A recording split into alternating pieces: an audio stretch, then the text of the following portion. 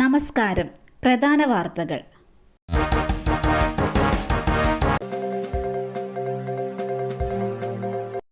UDF എംപിമാർ ദുരിതാശ്വാസ നിധിയിലേക്ക് ധനസഹായം നൽകും.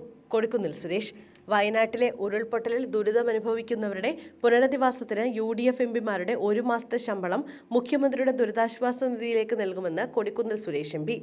എംപിമാരുടെ 1 മാസത്തെ ശമ്പളം വയനാടിനായി നൽകും. പണം സുതാര്യമായി ചെലവഴിക്കണം. ദുരിതാശ്വാസ നിധി വകമാറ്റി ചെലവഴിച്ചതായി മുമ്പ് ആക്ഷേപമുണ്ട്. വയനാടിനായി ലഭിക്കുന്ന തുക വയനാടിന് മാത്രമായി ചെലവഴിക്കണമെന്നും കൊടിക്കുന്നിൽ സുരേഷ് എംപി പറഞ്ഞു. നാട്ടിലേക്ക് തിരിച്ച പ്രവാസി മലയാളി വിമാനത്തിൽ മരിച്ചു. റാന്നി സ്വദേശി ചാക്കോ തോമസ് ആണ് മരിച്ചത്. 55 വയസ്സായിരുന്നു. കുവൈത്ത് അലീസ മെഡിക്കൽ ആൻഡ് എക്യുപ്മെന്റ് ജീവനക്കാരനായിരുന്നു.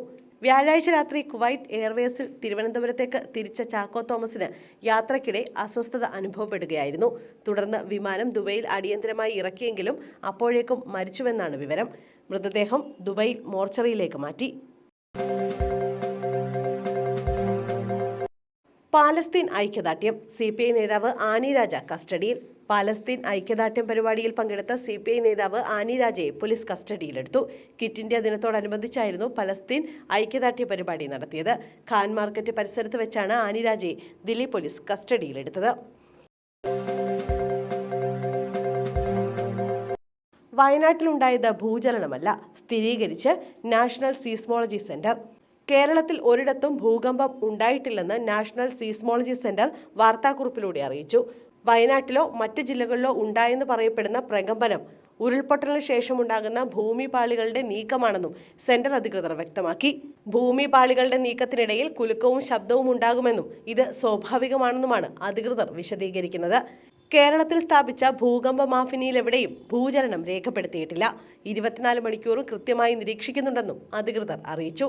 അതേസമയം വയനാട്ടിലെ ഉരുൾപൊട്ടൽ മേഖലയിൽ ഉൾപ്പെടെ ജിയോളജി സർവേ ഓഫ് ഇന്ത്യ സംഘം എത്തി പരിശോധന നടത്തുകയാണ്. ചൂരൽമലയിൽ ഉൾപ്പെടെ പരിശോധന തുടരുകയാണ്. പ്രകമ്പനം ഉണ്ടായ സാഹചര്യത്തിലാണ് പരിശോധന. ശബരിമല മേൽശാന്തി നിയമനം. ദേവസ്വം ബോർഡിനും സർക്കാരിനും സുപ്രീംകോടതി നോട്ടീസ്. ശബരിമലയിലെ മേൽശാന്തി നിയമനത്തിൽ ഇടപെടലുമായി സുപ്രീംകോടതി. ഹൈക്കോടതി വിധിക്കെതിരായ ഹർജിയിൽ തിരുവിതാംകൂർ ദേവസ്വം ബോർഡിനും സംസ്ഥാന സർക്കാരിനും സുപ്രീംകോടതി നോട്ടീസ് നൽകി. ശബരിമല മേൽശാന്തി നിയമനം മലയാള ബ്രാഹ്മണർക്കായി സംവരണം ചെയ്തത് ശരിവെച്ച കേരള ഹൈക്കോടതി വിധിക്കെതിരായിട്ടാണ് ഹർജി.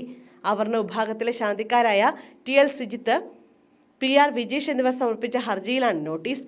നിയമ സർവകലാശാല മുൻ vice chancellor professor doctor Mohan Gopal ഹർജിക്കാർക്ക് വേണ്ടി ഹാജരായി.